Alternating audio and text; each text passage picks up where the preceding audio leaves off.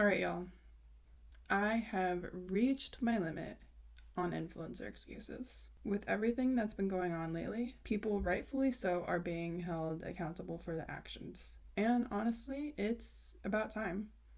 A few of the bigger names that have been getting called out or recalled out recently are Tana, Jeffree Star, a couple people at Bon Appetit at a minimum, and several news executives. So I'm not a YouTuber, and most of my friends don't actually follow what's happening on YouTube.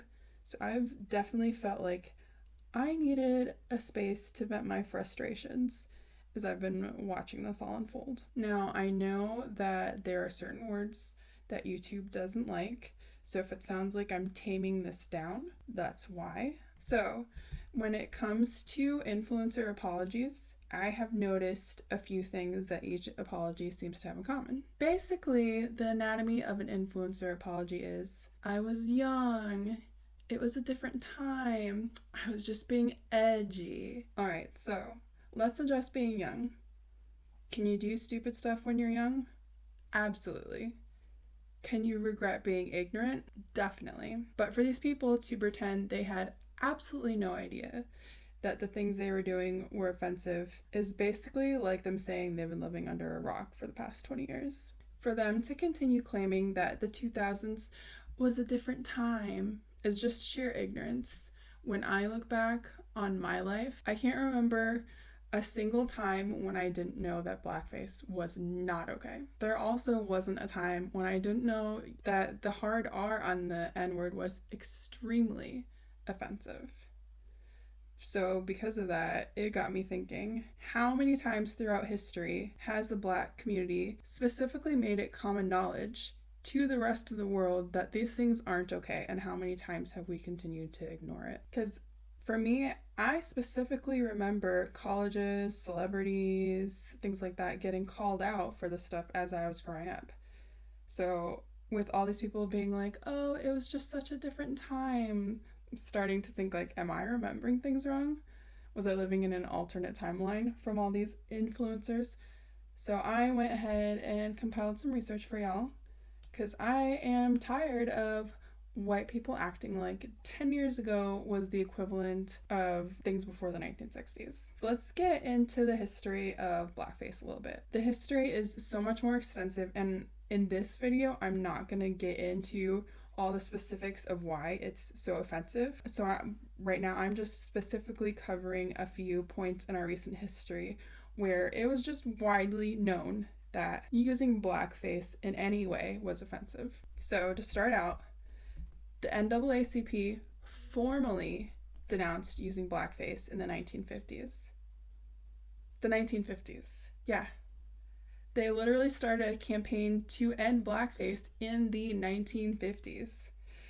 Therefore, if any of us were actually paying attention to people outside of our own skin tone, we would have had 70 years minimum of awareness that blackface is just not okay.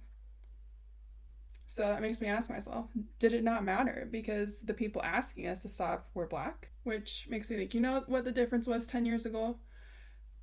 10 years ago, your white friends weren't calling you out on your BS yet. 10 years ago, you were so privileged that you didn't need to be aware of the struggles that Black people faced. So what, do we not listen unless white people are doing the talking? But anyways, I'm getting sidetracked from my timeline. Certain white people seem to have completely forgotten about the civil rights movement. You know, that giant thing that happened in the 1960s. The civil rights movement was another group that was very clear on their stance on blackface and that it was completely unacceptable. But heaven forbid that we let that interfere with our 2006 Halloween costume. Let's dive a little deeper into when white people started acknowledging blackface was inappropriate. Are you ready? What year do you think it was? 1964. Yeah, that's right.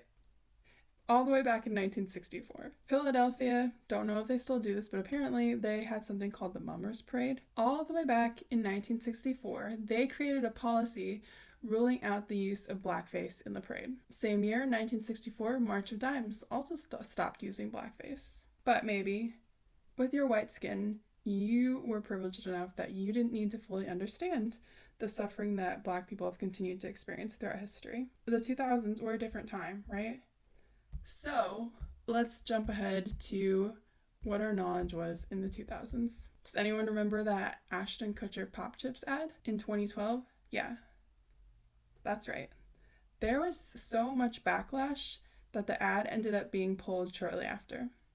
Also, in 2013, when Orange is the New Black was at the peak of its popularity, Julianne Howe dressed as Crazy Eyes, and she was heavily criticized for adding blackface to her costume. She had to come out and issue an apology. Also, let's not forget the giant wave in 2006 of colleges getting called out in the media for their students' portrayal of blackface. And again in 2016. But even still to this day, we have people trying to excuse their behavior in the early 2000s as a different time. I do truly actually believe that people can change and learn and grow, but not until they stop making excuses for why their behavior really wasn't that bad. I mean, their ignorance wasn't their fault, right? It's not the job of other people to educate you. It is your job to care enough about the world and the people in it to educate yourself on what matters. So I actually have a whole other section of my research looking at the N-word and when it was common knowledge in the white community that using the hard ER was not acceptable. But this video is starting to get long, so I might split it up into another video. Do you agree with what I've said? Did I leave important things out? Or am I completely wrong? Is there a topic you'd like to see me cover? Let me know in the comments below. Thank you guys so much for listening, and I will see you next time.